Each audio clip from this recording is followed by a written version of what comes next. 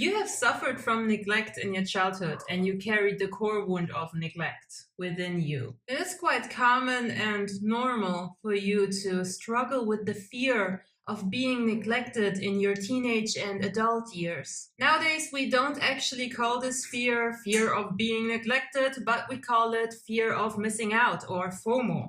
I think Peppy has a little bit FOMO for her to constantly show up in my videos.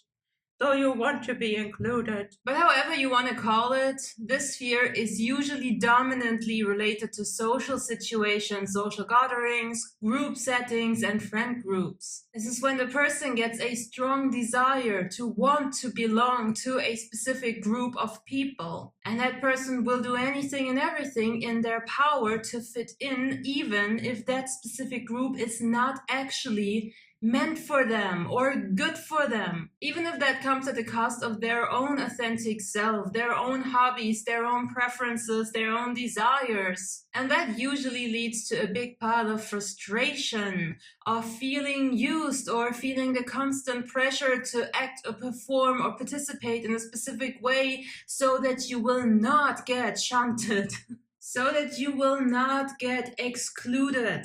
Ouch, Peppy.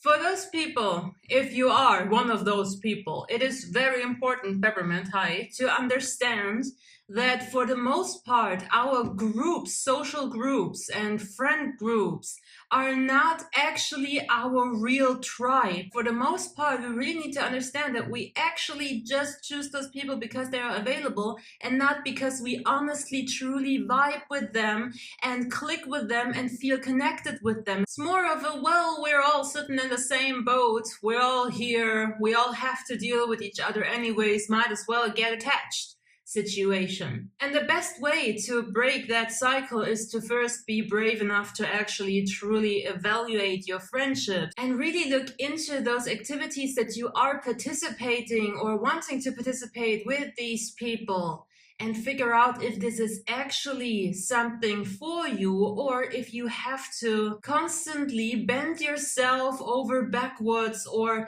push yourself into a specific shape just to be part of that. And you might realize that this is actually not something that brings you joy. And of course, doing that can be scary, because then the brain chatter starts, yeah, but we've been friends for X amount of years, and what if I'm not with them anymore? I don't know who else is there. What if I die alone? Essentially, most of our fears, and especially the 6 big ones that are related to the core wounds, are just boiling down to the fear of being alone. And a weird assumption of, well, if it's not with them or with that, then there will be no replacement. That is because we are very aware of what we are losing, seemingly losing, but we don't actually have a clue of what we could potentially gain here.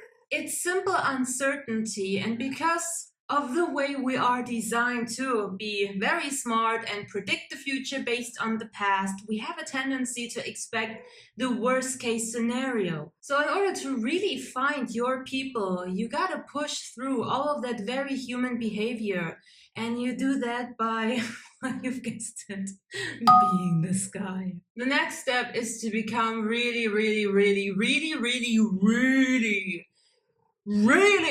aware and crystal clear on what it is that you actually like doing and what it is that you actually value. Go ahead and make a list of all the little things that spark joy within you. Things, activities that you do for yourself on your own by yourself, and also things and activities that you like doing in company.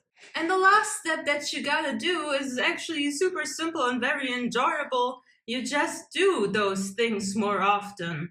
You just gotta start doing the things that you actually enjoy doing. And by doing the things that you like doing, you will be more of your authentic self. And by being more of your authentic self, you will attract more of the people You will attract more of the people who are actually in alignment with your authentic self. It may take a little while. There might be some transitional periods within that where you feel a little bit lonely, where you are a little bit alone. Seize that as an opportunity for self-improvement and growth. It is so valuable, and you need time for yourself to actually really become the best possible version of yourself. So really becoming aware of what it is that you absolutely do not like, what does not vibe with you, becoming aware of how much you overextend yourself in order to fake fit in with people that you don't actually like, if you're really honest to yourself.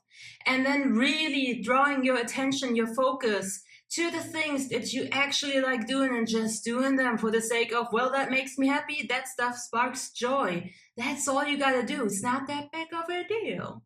And of course, core wound healing. Like in general, core wound healing is the solution to all of these fears, just saying. Okay?